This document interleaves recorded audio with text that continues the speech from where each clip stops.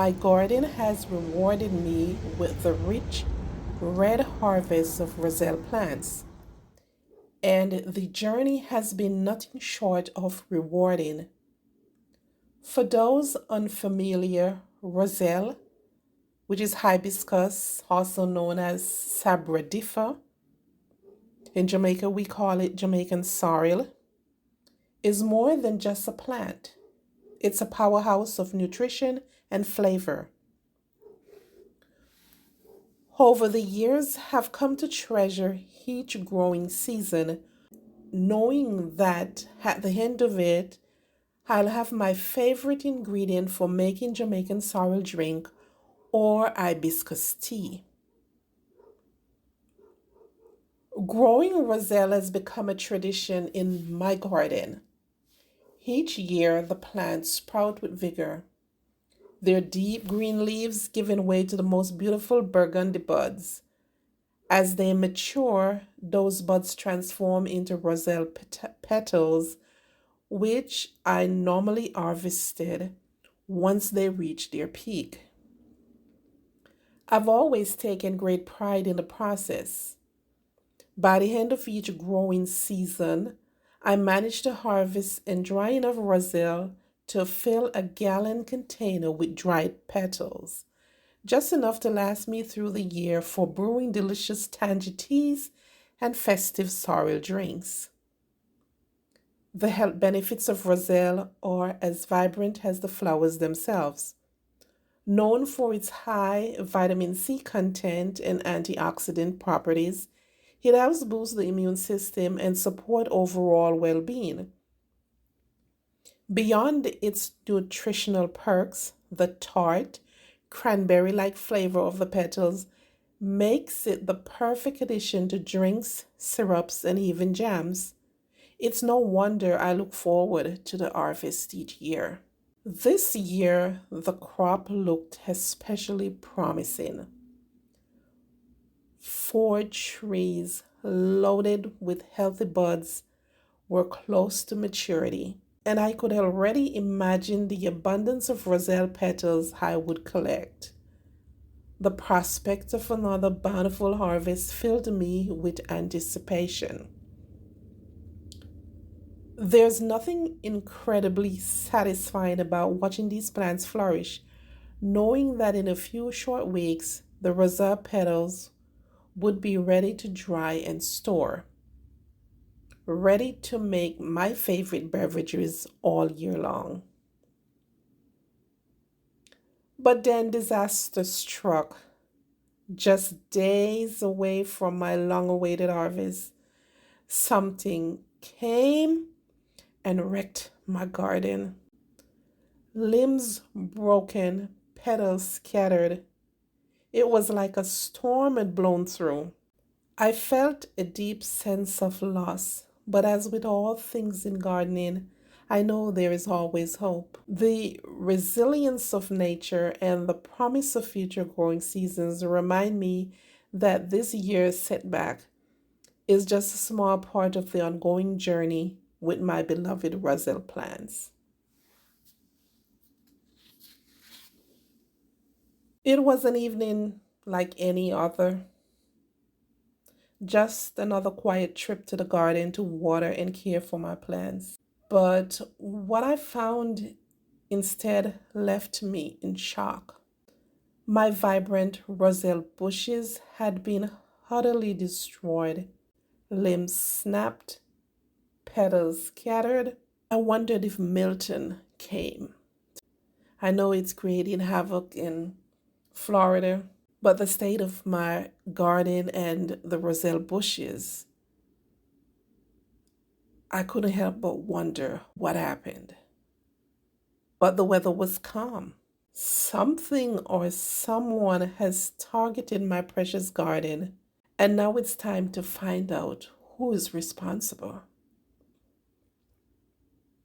As I approached the garden bed, here felt different. Maybe it was my gardener's intuition, or maybe it was the unsettling stillness that accompanied the fading daylight.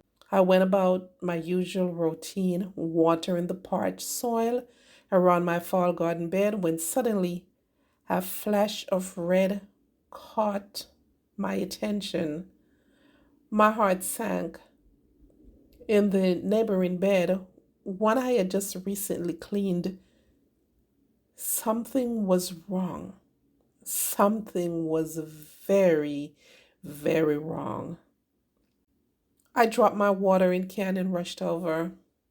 The sight that met me was like something out of a horror movie. My beloved Roselle bushes, which had been thriving and preparing for harvest, were a mangled mess.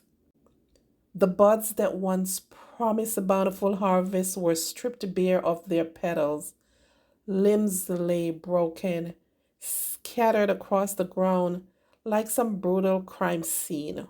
What could have done this? Or who could have done this? I immediately began inspecting the area, hoping to find clues. Could it have been a pest, some wild animal that snuck in under the cover of night? Or was this something more deliberate? The destruction was so specific, so focused, almost as if someone had come in with the intent to strip my plants bare. But who and why? I needed answers, and fast. I started taking pictures of the broken limbs and fallen petals, carefully collecting them as evidence. It felt like I was putting together a crime scene, trying to piece together what had happened. There were no obvious footprints, but I noticed something odd. Some of the leaves and limbs seemed almost gnawed off, some cut as if with a sharp object, while others were torn away as if by hand. Could this have been the work of an insect or animal or something else? I knew I couldn't solve this mystery on my own, so I decided to call in the garden forensic team to review the remnants of the devastation, the leaves, the petals, and the broken stems. I wanted to know exactly what had happened to my plants. Had a pest left behind DNA? Or was there evidence of the disease or fungal issue that I hadn't considered? The waiting for the lab results would be agonizing, but I wasn't done investigating. Determined not to let this happen again, I thought about setting up cameras around my garden, hoping to catch the culprit in action. They have tasted the goodness, and I am sure they might return to the scene.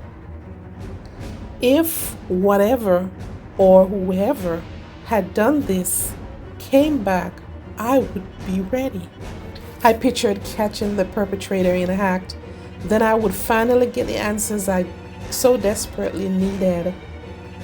The garden, once a place of peace and serenity, had become the center of an unfolding mystery, and I couldn't rest until I solved it.